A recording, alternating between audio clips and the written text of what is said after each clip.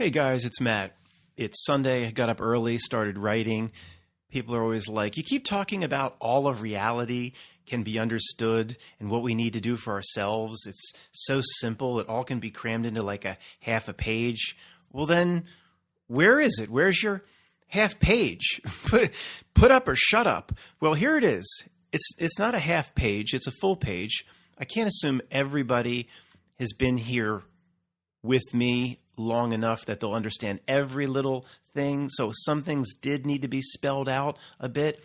I kept it to one full page. If I was confident everybody understood exactly what I mean by certain things, absolutely, it could be put into a half page.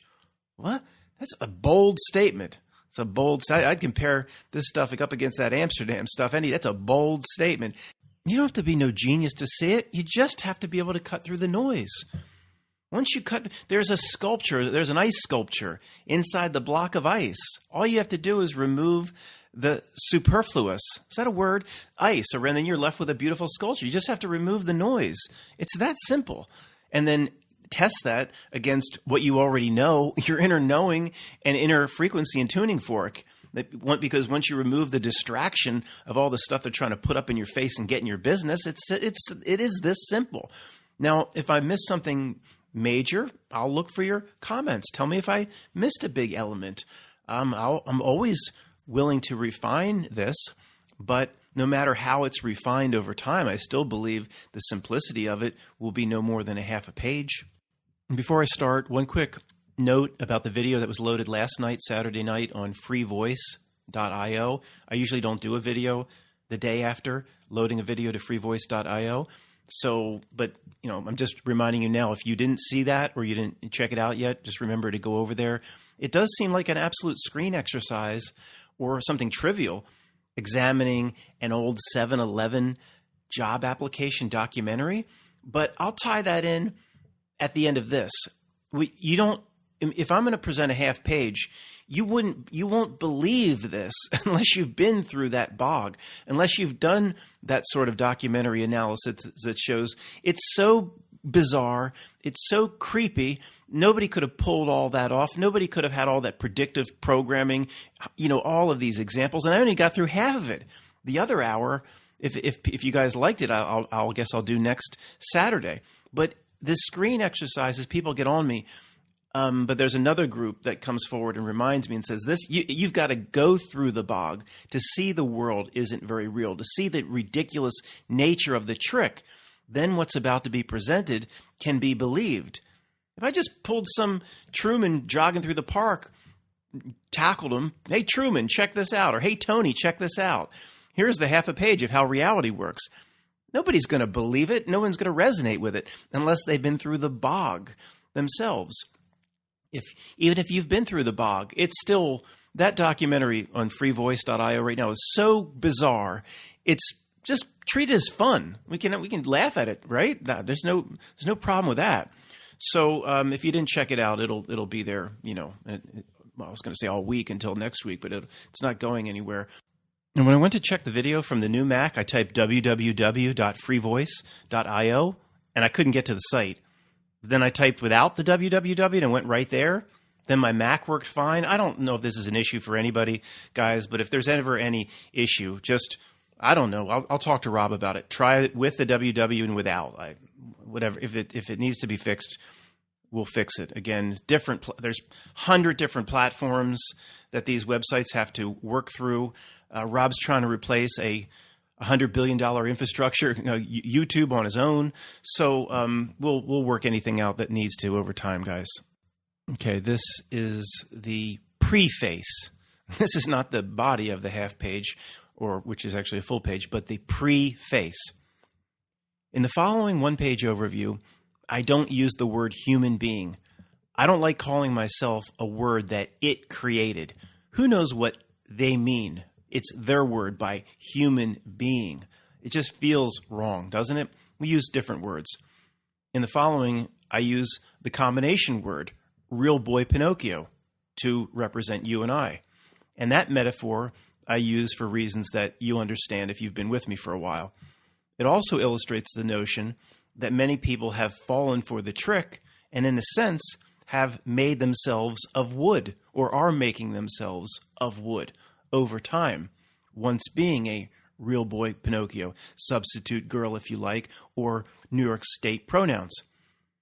So this process, if you're devolving into wood, probably nobody listening to this, but this is called a reverse Pinocchio, or, if you prefer, a spiritual petrification. Of course, no matter what word you use to substitute real human being with, that new name implies you are not of this material existence, nor bound to it. It's a given that the atheist notion is absurd, and we have a spiritual nature that existed before this Coney Island train stop and will exist eternally after. So with that being the preface, let's move on to the main section that summarizes all of reality and the simple things we need to do for ourselves so we can finally walk away from all the bullshit. The entire reality is set up to keep a real boy Pinocchio from understanding its true nature. And as a result, it hides the correct path from us. Let me repeat that. The entire reality is set up to keep you, a real boy Pinocchio, from understanding its true nature. And as a result, it hides the correct path from us. It covers it with straw or slime. So in this case, what hides it? It hides it. It is the reality itself. Its goal is, remember I said it would be a half page. I can't do a sidebar explaining that. If you haven't been with me, I can't do a sidebar explaining it. So its goal is to make you, the real boy Pinocchio, to believe you are of wood. If we had Plato's allegory of the cave, you could say this is Matt's Pinocchio allegory of degradation. It attempts to turn real boy girl Pinocchios over time with an endless set of tricks, distractions, and false ideals that pervade all of society.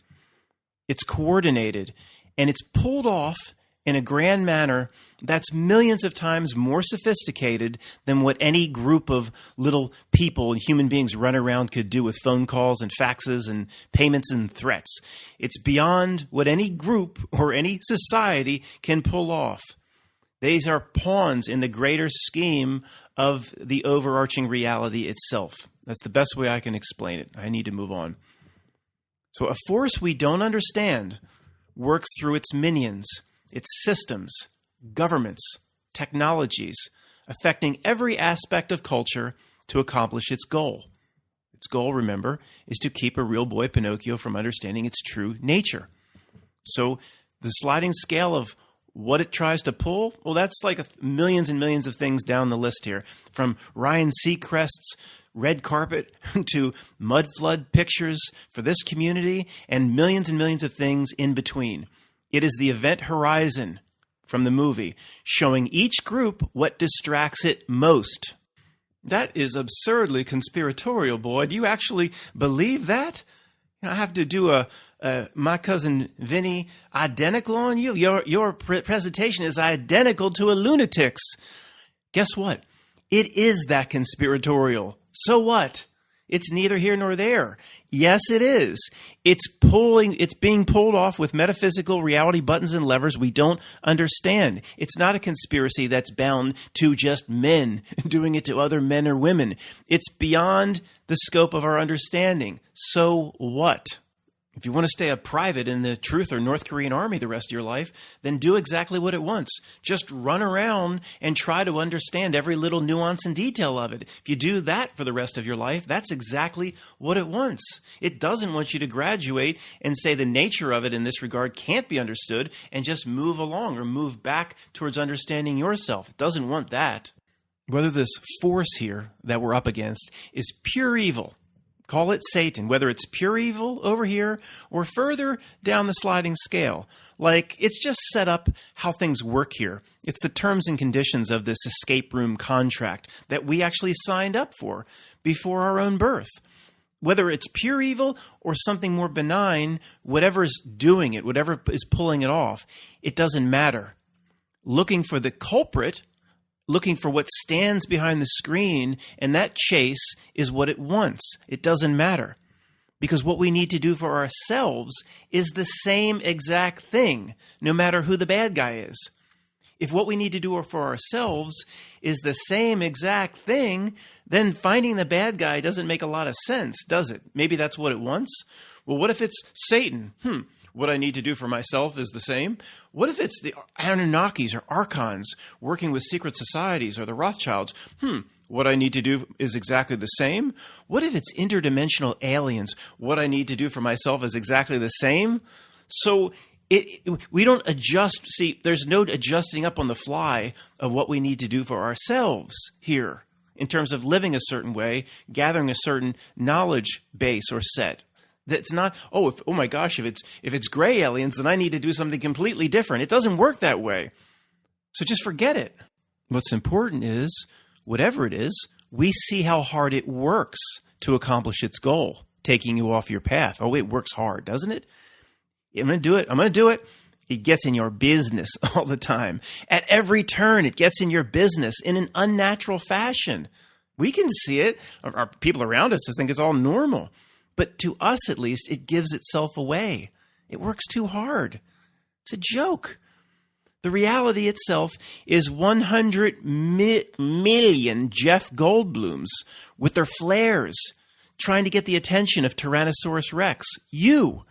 But it's 100 million Jeff Goldblums running around. Could you imagine if Jurassic Park had 100 million Jeff Goldblums? I mean, want to talk about ruining a movie. Waving their flares all over. But the Tyrannosaurus Rex is you. It throws, one of its flares, it throws over the cliff. And we'll see if you'll chase it. Because you have to doom yourself here in this reality. You're Tyrannosaurus Rex. Little Jeff Goldblum can't come up and push your behind over the cliff. You turn around and bite its head off. It throws the flare. See how that works? And it wants to see you run over the cliff because your perception's a little off, like the Tyrannosaurus Rex. His visual acuity, everybody be still. Throws the flare. You got to doom yourself here.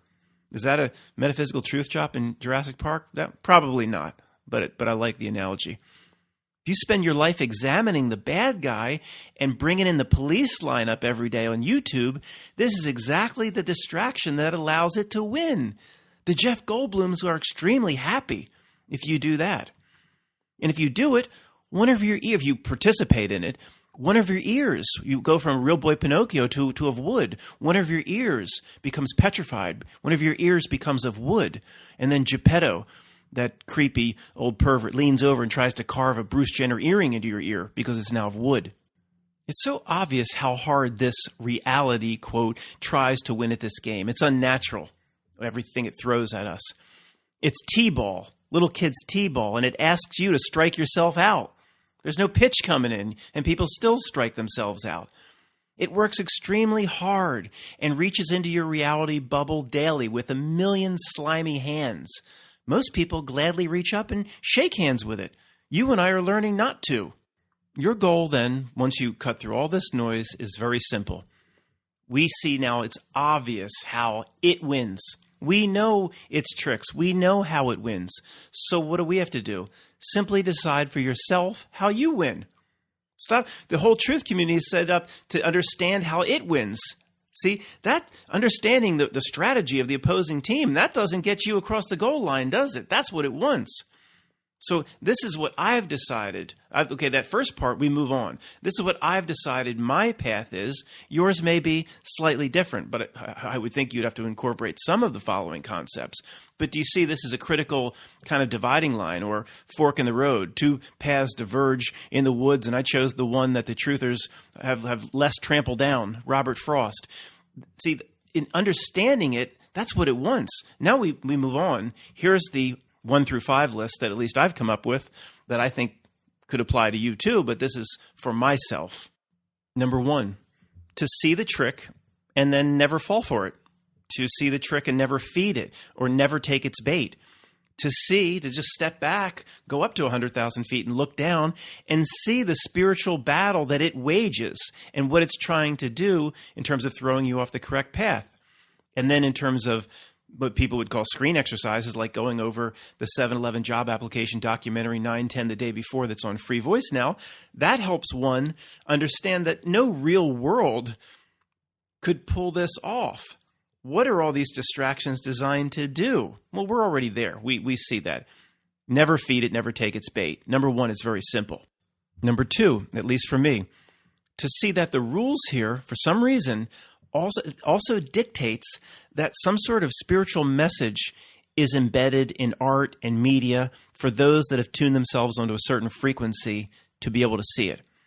For certain people that have attained a certain level where the message that comes through the art, media, TV shows, movies, etc., it's like a carrier wave riding on the back of the original wave. For some reason, it's almost like a rule here that whether we put it there for ourselves as breadcrumbs, really good, tasty breadcrumbs to help us out, it doesn't matter how the messages got there. Number two is seeing that all of media, art, anything related to any sort of creativity, almost always it carries this message. If the more famous or the more the presentation of the art or the media is carried through time, like a nursery rhyme, for example, and how to use that in terms of understanding what we need to do for ourselves if we need any help. Maybe we're at a certain point where we don't have to keep analyzing what this Robert Frost poem really means because you're already there. You don't have to keep, once you're full, you don't have to keep eating the good breadcrumbs, but just know that it's some sort of rule in this reality that the good message in many times can ride along the back of the bad message. It's almost like a contractual agreement that the creeps were forced into. But it wants you years probably running around understanding how that works. If you understand it's there, it doesn't matter how it works. And if you've eaten enough good breadcrumbs to help yourself, you don't have to keep looking for them. Move on. 3, to finally stop being Sisyphus, I will roll the rock no further. Is that why they call the basketball the rock? Pass me the rock. I will roll the rock no further. By my heel I care not. To understand, to finally come and carry this cross on your own, only a tiny, tiny group here in your lifetime will be able to see these things. And just carry the burden yourself that you will see the reality trick and almost nobody around you ever will, and you can't show them any of it. Carry that information and that knowing like an adult without running around trying to get in the face of other people. Carry your cross, whatever analogy you like. Be Caine from Kung Fu, walked quietly, the David Carradine. There's a million different analogies here. Just understand these things. And let's carry it ourselves, put it on your back, and then shut up. I'm done with it. Step number 4, to see or understand where we've made mistakes in the past, to see where we've actually taken its bait in the past and coveted its bait and put its bait in our mouth. And then we need to work to decouple from it, detach from it methodically over time. There are methods we all can employ to do this, many, many methods. So my favorite right now, of course, from a few videos back, is the Lou Gehrig practice of 5 times a day coming to a certain realization where I say to myself as I'm petting Gouda, Gouda's not a strange reference, that's Pam's cat. Today, I consider myself to be the luckiest man or New York State pronoun on the face of the earth. I don't include that part, but I say it 5 times a day. Wow, something just hit me. This is so amazing. Or just looking at as a bee lands on a flower. This is incredible. This experience is incredible. And that's not that's an appreciation. That's not attaching you. Matt, you can't love nature. You have to reject all of the material world. I don't buy that. That's an appreciation, but also a detachment. Today, I consider myself to be the luckiest man on the face of the earth. I've been here. I've done it. I don't need to do it anymore. I don't hope this happens for me. I don't hope that happens for me. Lou Gehrig didn't say, I hope to be back to play soon. No, it's been here. It's an incredible experience. I've done enough. I've seen enough. You can wonder in this reality. No, without the attachment. I really believe that. So the Lou Gehrig practice of as many times a day, I consider myself to be the luckiest man on the face of the earth. That might not work for you, but there's hundreds of things that you can put in here on number 4. Here's one. Again, number 4 is about you've taken the bait in the past. How do I make sure I don't take it in the future, but spit the bait out that you've already taken? Remove the Jacob Marley chains, uncouple from it. That's all. 4 is about detaching and seeing existing attachments. So a completely different example. Walking out of the DMV and you look down at your new driver's license because the state says you must update it every 2 years or you will be incarcerated in prison. It says first name, all caps, last name, all caps. And even if you haven't named yourself Nuwanda from Dead Poet Society, even if you don't have an alternative name like Falcor from the Never Ending Story. Yeah, the Never Ending Story. Amazing Truth Drop movie there. Even if you don't have an alternative name, you can look down at your first name caps, last name caps, the legal fiction straw man, and say, I proclaim that's not me. I need to operate through this thing because this is the situation I was born into. To go get food, I need to operate through this, but it is not me. I decide, Matt, you are using it to drive out to get food, so you're attaching to it. No, you're not. You have the power to understand what it is, to remove its power then, of course. They created this system. You were born into it. You weren't given a choice. Therefore, you do have the power to, but most people, I was going to say the power to separate from it with intention or proclamation. Most people just, of course, they have no idea what we're even talking about here. So one, we have the Lou Gehrig proclamation. Then we have a proclamation about the straw man. It's Dead Poet Society. You want to name yourself something like Nuwanda? I'm sure the system doesn't like that. That sort of thing. So there's millions of things you can insert in here for, and you might not need any of them. But why not find practices every day or play a game with yourself to find new practices to uncouple or detach? When you see a movie, you can stop it and pause it. And just here's an example and say, well, what could he have done to uncouple and detach? It's a game. You can have fun with it. Scrooge, one of my favorite examples of all time. Scrooge wasted his time. Somebody's animal just heard that and freaked out in the room. If you have a subwoofer. Scrooge wasted his time with Jacob Marley. Instead of he's all in denial, and Scrooge is saying, you must be a bit of bad beef. You must be a bit of bad beef. You're no apparition. He should have said, well, wait a second. This is an opportunity here for me. Instead of going into denial and trying to couple with the world again, he could say, well, maybe you're not really there, but I'm going to take advantage of it if you are really there, Jacob. So Jacob, old friend, if you can see these chains upon me that I cannot, I can see your chains, but you say I'm wearing them, but they will not appear until the moment of my death. Can you share with me how I can get rid of these chains? How do I shed them? I got you here in front of me. Help me out, old buddy. No, he didn't do that. Scrooge, you could have paused it and say, what could Scrooge have done to uncouple his chains or play a game with it? He didn't do that, but Marley kind of did it to him anyway. Scrooge didn't. He did it the hard way. Instead of him doing it himself, he was forced into it. Marley then sent 3 spirits back to kick his ass that night. Remember, Ghost of Christmas Past, Present, Future. He sent 3 spirits back and to kick his ass, potentially over a few Christmas lifetimes.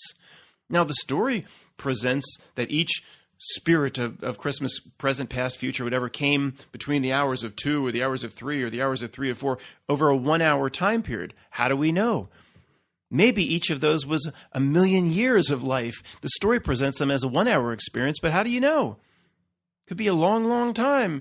Scrooge was in each of those realities as potentially we are. Who knows?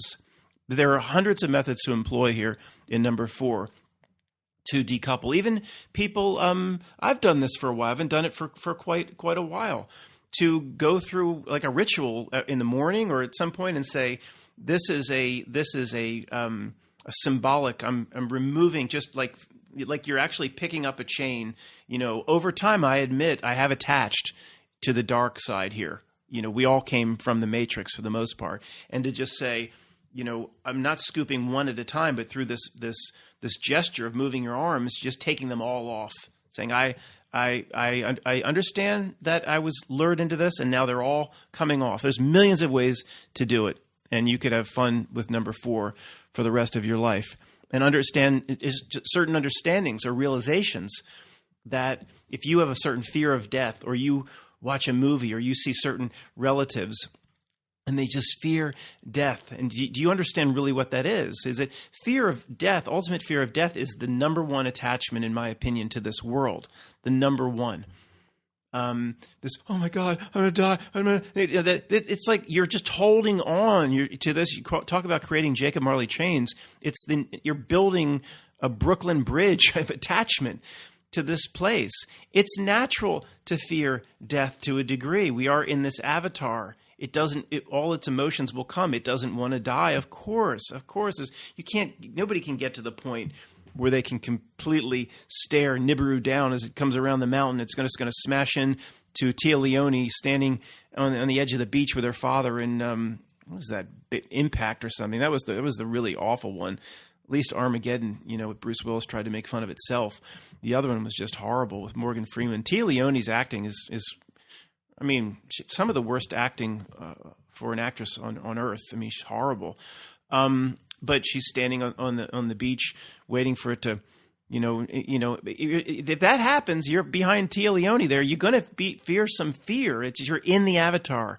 There are limitations, but just understand it, use it, and transmute it. Understand what it is. This is the reason why, in my opinion, all old people, and my family reunion, if it wasn't about the C or the V or understanding, new apps for the new stock trading apps for their iPhones or whatever, it was about ailments.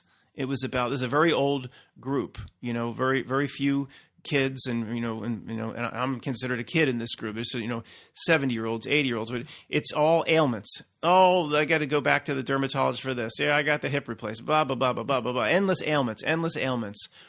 This somehow is it's some sort of manifestation fear of death, which to me acts as an attachment to this world. There's no other reason to explain why all the old people just talk about their ailments all the time. But I don't want to. This is supposed to be a half page, so I better just move on. Now, 5 is something I don't understand, but it's so important. At least I'm just keeping it on the table here, right? This is the last part of the journey for me, getting my mind right in this area. But it's so important. I'm just leaving it on the table. I have no answers here. I think I have certain things regarding how the reality works and its tricks. I think I have that figured out. You can decide for yourself. But 5 is to understand, or at least keep it on the table, that potentially what you believe in is what you'll get at death. What you believe in, you will manifest and get at your death. So it's possible a massive part of the trick in this life is to limit your ability to succeed in death, or to get you to expecting certain things or expecting certain negative things. And there's a lot of ways. Again, I just simply observe what the beast does, how the system acts, how the minions run around. So I observe Harrison Ford in Empire Strike Back saying, what is his name? Han Solo, General Solo, you can't go out there and look for Luke in this storm. Your tauntaun will freeze before the first marker, you son of a bitch. Well, then I'll see. He says, then I'll see you in hell. And it's like this creates conflict in the people watching. Well, see you in hell, Han Solo. He reformed himself and he's become a great guy and he's going out to save Luke. And I'll see you. And he thinks he's going to hell. Oh my gosh, it's conflict. Mental conflict in the watcher, at least on the subconscious level, even if they're not consciously aware. If Han Solo thinks he's going to hell, I'm in real trouble. Honey, get me some more popcorn. So how many times in a movie, I'll see you in hell? There's a reason for that. It's like putting into the mind of people, if Han Solo's going to hell, he's completely reformed himself, he's going to save Luke.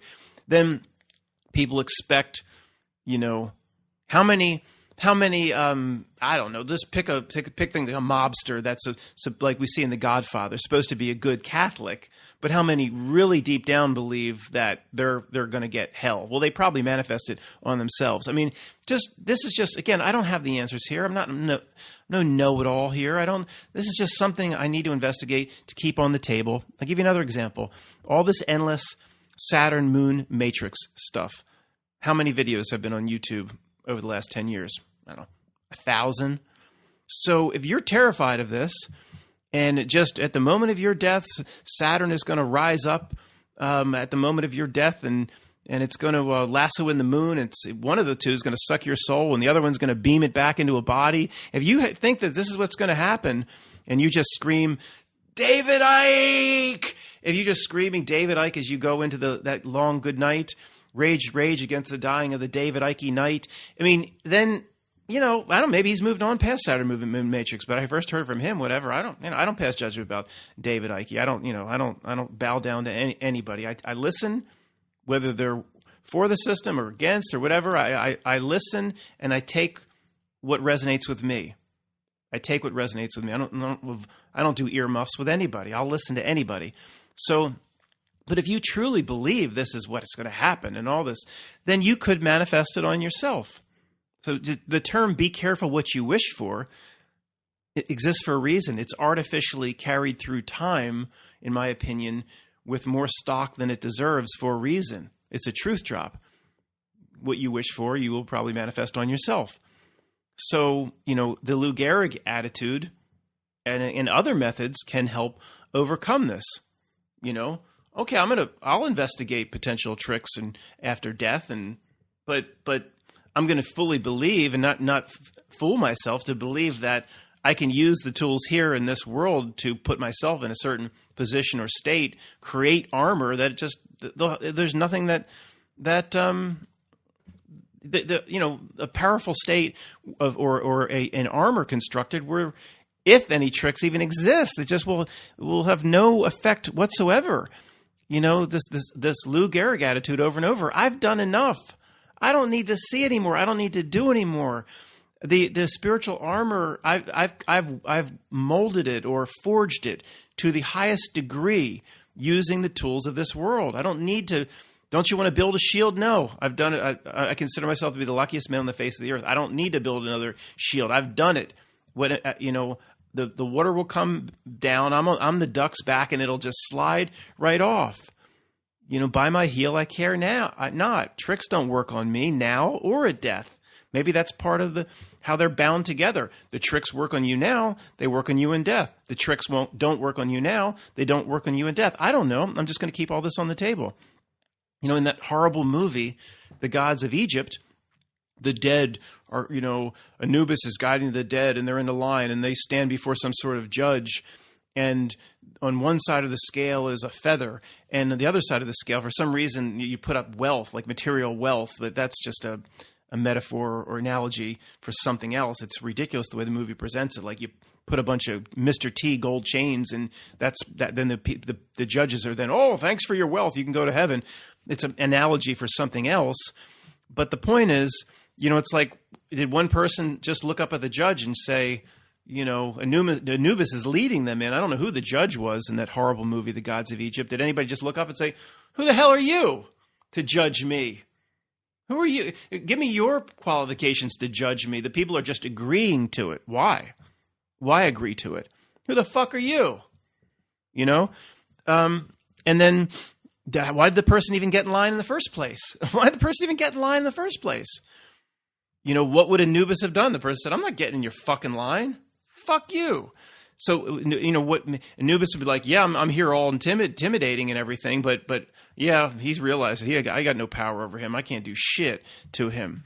Like Joe in Soul trying to eat a pizza. The Anubis touches you, goes right through. He eats a pizza, it just comes out the other end. There's no substance to him. Even Joe in Soul, he's like, he's no hero. Soul's a strange movie. I removed my review of Soul because I missed a few key things, and I'm going to do it again sometime. But Joe even jumps out of line. I'm not going to no great beyond. Just jumps out of line. So this is, it's this sort of thinking that if you're in the horrible movie, The Gods of Egypt, and you're in line, and Anubis has pushed you in line, and there's a judge in front of you who's even conditioned themselves over the course of their lifetime to think they can get out of line. Nobody would think, not nobody, but you and I might, but who would think when they get up there, like, well, what's this fucking test? A feather versus, what do you want me to put over here? Like, well, who the fuck are you? So who would even think like this? That you use this reality to get yourself in that state if that bullshit ever comes. And again, it's a catch-22. Because if you believe that's coming, that sort of judgment or trick or whatever, you probably help manifest it on yourself. That's my belief. Doesn't mean if you have a different belief or religious belief, you have to hate me because my beliefs are different. This is what I believe. Ultimately, we are in the same foxhole here.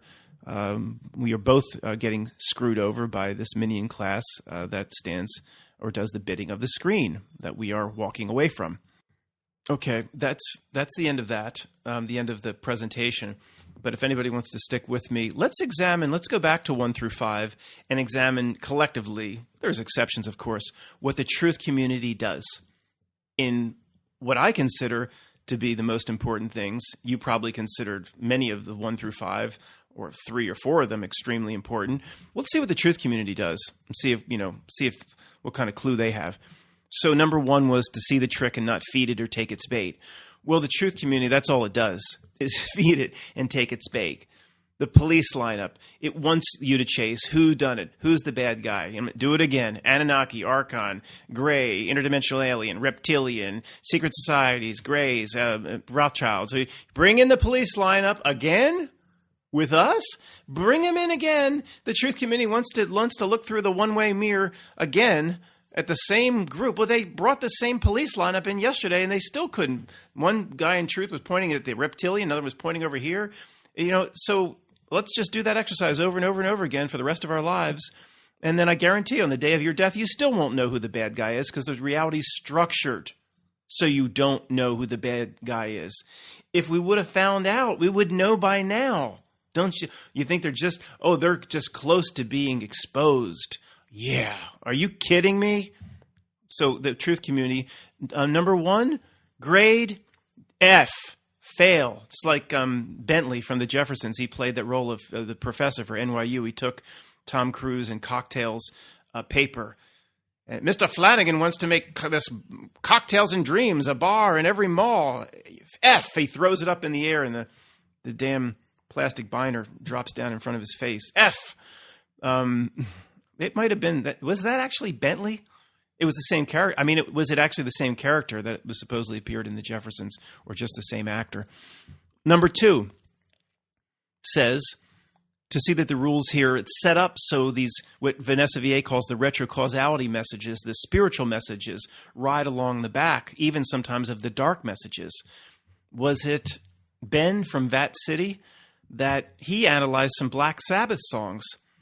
And he's like, this is a Christian song from, Ozzy, Black Sabbath. Trust me, Ben didn't, if he came to that conclusion, he didn't get it wrong. He don't get that stuff wrong. He might be saying, well, maybe this wasn't Ozzy's intent, but this is what was, or it could be, but this is what was coming. I don't think Ozzy's no saint, of course, but this is what's coming through. There's, maybe that's why they're taking down the original 3 Star Wars. Probably why they're taking the messages that the carrier waves that come through the original 3 Star Wars. Probably so positive, so assisting to a real spirited being that they can't just remove them from the shelves. People are like, why are these now censored? I got to go see if they're censored. We've got to go watch them. Go get the black, get somebody's old VCR tapes, and people would be doing black market copies, and everybody would be watching the original Star Wars looking for meaning. If you want it, you can't just censor it, remove it from the shelves. You have to destroy it over using the first 3, the middle 3 as a transition, using an egotistical asshole 19-year-old whatever actor that played Anakin Skywalker. And they're genius movies compared to the last 3. The middle 3 movies of Star Wars compared to the last 3, compared to the stinkers like starting with The Force Awakens, the middle 3 are like Casablanca, Gone with the Wind, and Braveheart, or Dancing with Wolves. And the last 3 is like Face Off, Tommy Boy. Well, Tommy Boy's a good comedy, but you know what I mean, like slapstick. How about just genius movies starring, there's some real horrible ones starring John Travolta. Battlefield Earth. Battlefield Earth is one of the worst movies of all time, as is parts of Broken Arrow. Ain't it cool? That's the last 3 compared to the middle 3. Now, if the middle 3 are Casablanca and The Quiet Man, what are the first 3, right? Movies that are so good, you can't even imagine how good they would be. But the whole point is it's slowly eroded and destroyed on purpose because of the message. The good carrier message that's in the first 3 Star Wars. I don't know. Maybe we should talk about that sometime. And, Do I think, did they take George Lucas aside and say, George, we're really upset. You put too pure and beautiful of a message to the human soul and spirit in the first 3 movies, or at least in the first one. And we're really upset that you did that, and you're going to have a price to pay. Or it seems to be more like a contractual thing, like, if we're going to do this and screw them over here, we'll put these messages out, even knowingly. Many times, like Vanessa VA would say, the good carrier wave, or the retrocausality language, or the spiritual message comes despite what the intention of the producer, director, writer, or songwriter. It just comes along for the ride where the artist wasn't even aware. So in some cases, though, they do understand the message. And almost like if they tend to take a big bite over here, then to balance it, to get the yin and the yang, the zero sum, they have to put out the good message, but then they're allowed to destroy it. And if they, I don't know if they would consider the middle 3 and the last 3, which is a complete breakdown of what Star Wars is, I don't know if they would consider that a destruction of the first 3. To me, I want to watch the first 3 more because of the last 3 stinkers, but that's just me. But anyway, that's a roundabout way. You know what I'm saying. The point was to examine what the truth community is doing regarding number 2, tapping into the spiritual messages, putting themselves in the right frequency. Well, do they get close here? Well, not really. I don't think so, but some people would say they get close, but no, they don't. They still, maybe not an F for number 2, but a D. Bentley throws the paper up in front of Tom Cruise. It drops down. He says, D, Mr. Flanagan, D. They'll say, well, they'd put the predictive programming, or the secret societies run around and put in the predictive programming everywhere. They call the directors and writers, and they call it in, and they call the video game makers. You could say the truth community is in the right ballpark here. My grade, a D. Okay? So they failed on number 1. These are the 5 major things we need to do for ourselves. The most 5 important things in reality, in life, in this existence, in my opinion. So the truth community fails at number 1. They get a D for number 2. Not that GPA ain't looking so good. It's not exactly Blutarsky 0.0, and it's not D-Day, all courses incomplete, but it's bad. Okay, the GPA right now is like 0.2. I don't know, it's like Otter's GPA or something. So let's go to number 3. See how the truth community in general does. So number 3, in my opinion, in terms of what we need to do for ourselves here, to understand that only a tiny group here can see through these things, to carry this burden on your own, to carry it quietly, to carry your cross, if you want to use the term as a Christian term, to be Cain from Kung Fu. Just shut up and stop. Just carry it. This is a life test. You can see it. No one else can. Carry it and shut up. This is where I am, and probably will never move from this. That doesn't mean if somebody comes to you and says, Matt, can you tell me really what happened here or there? And you can see they want to know, they want to turn over a new leaf. That's different than getting in somebody's face. So that doesn't even need to be said. So obviously, I could be, I've wasted a lot of time here, of course, but I think, the truth community in general, they get a C here. They get a C. They're not trying to run around to the same degree to wake people up that was happening 5, 6, or 7 years ago. We all were doing that. People are definitely coming around to the fact that nobody can see anything. But have they? And I've only recently gotten to the level where, okay, this is my burden to carry. I think that's the final piece. So the GPA is improving here, absolutely improving. Truth community gets a C in this regard. An F to a D to a C. Do we hear a B coming? I doubt it, but we'll see. Next class is physics, high school physics. Let's see how they do. Number 4 here says what we need to do for ourselves to see where we have taken its bait in the past and work to decouple or detach from wherever we've taken its bait, to spit it out, wherever it has its hooks in us, to take the hooks out, to recognize attachments, and to move away from it. Is it an F for the truth community? Mr. Flanagan, F. F. Cocktails and dreams will never work. Yeah, it's an F. They don't try to detach and walk away. They're, in one way they do. I have, I have the legal fiction here, and the truth community does see the legal fiction, and that, okay, I'll give him that one. So maybe it's not an F, but in terms of it's detaching maybe from what they see it wanting, but they're doing exactly what it wants in all the other areas per what the event horizon shows them. So the event horizon, through an artificial reality of some kind, will create through its the fluid reality, artificial reality, event horizon shows each group what attracts them most. We'll show a big group of the truth community mud flood or Tartaria or whatever attracts their attention. The T Apaco Paco army that thinks that Joan Rivers is an honorary member of that group, and every beautiful woman that ever starred in Wonder Woman is carrying a sweet surprise. That's a distraction that's artificially created. See, this is a given, guys. All right. If you think, Matt, you need to spend hundreds of hours analyzing how everybody, George Clooney, every supermodel he's ever been with is actually carrying a sweet surprise. And if you don't see how that is artificially manufactured by itself in a way that no normal society, no normal world could pull that off, no people just running around in their secret societies could pull that off, that by itself is a reality breakdown. Where even if you say, well, yeah, every time I've looked into it, the evidence is overwhelming that this person that's supposed to be a beautiful woman starring in a movie about a woman is carrying a sweet surprise, and you could drop the word sweet if you'd like, but this can't be happening over and over and over and over again. You have to you're right about your research, but you have to take a step back 1,000 miles and say, what kind of world could pull this off? One that's more like The Sims, or not the Simpsons, The Sims. Well, maybe like The Simpsons. It's a video game. It's a fluid reality.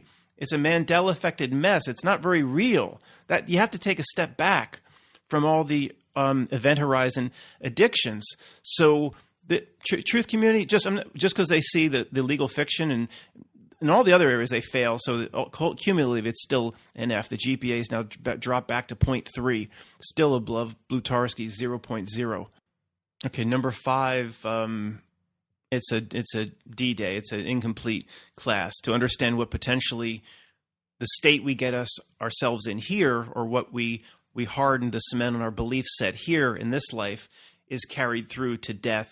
The trick could apply here equally into death. So you avoid the trick here, you become a duck on the pond, and the rain just runs right off your back. There's no tricks, nothing. If you're not fooled here, you will not be fooled at death. And maybe not to expect certain tricks or traps, because then maybe you manifest them. There's not enough sample size in the truth community. So this is a D-Day, Bluto's friend, a class incomplete. There's discussion of this, of course, but if it's all, if it's real hardcore Saturn Moon Matrix, we're screwed, then that's part of the reality trick to help people manifest it on themselves. It would be like, hey, these tricks are possible, and here's how to overcome them. Right now, you can learn to overcome them, and to have confidence that even if something does come, you just have the armor in perfect shape, where it's just not an issue. And I think that's healthy. So there's no grade here, but overall, if we literally added up the GPA on a 4.0 system, the truth community would be, I don't know, it would be like 0.5 or something. Maybe it's a little bit above 0.3, a 0.5. Okay, that ain't getting no Rhodes scholarships to Cambridge and Oxford. Not that would be coveted, but you know what I mean. That ain't getting no Golden Key Honor Society, 0.5. The truth community has been by design used and abused to be an abysmal failure in serving the people that it's out to serve. We all went through that sounds awful, Ari. Oh, you got out the other side, Matt. You're so special. I went through the muck, okay? If I'm missing something here in 1 through 5, tell me I'm missing something. Or if I'm getting it completely wrong, or I'm a deceiver or deception. This 1 through 5, it's so simple. It's just a simple Sherlock Holmes analysis of this is how things are likely working, because logically they can't be working any other way. It gives itself away in the nature of its absurd trick. That's why reality appears to be a clown show. All right, it's becoming a clown show and easy to see. So we all went through the bog, but at least we've starting to learn our lessons and come out the other side. It's up to the truth community to learn. It's not learning its lesson for the most part. Everybody has to go through the bog. I'll go back to a screen exercise, like going back and examining 9, 10, the final hours, and then, through bringing that up later, reminding people that the amount of predictive programming in that, the amount of creepy elements in that, the bartender puts his tequila bottle down or whatever in the beginning. He's showing how he makes the drink. The head bartender from Windows on the World.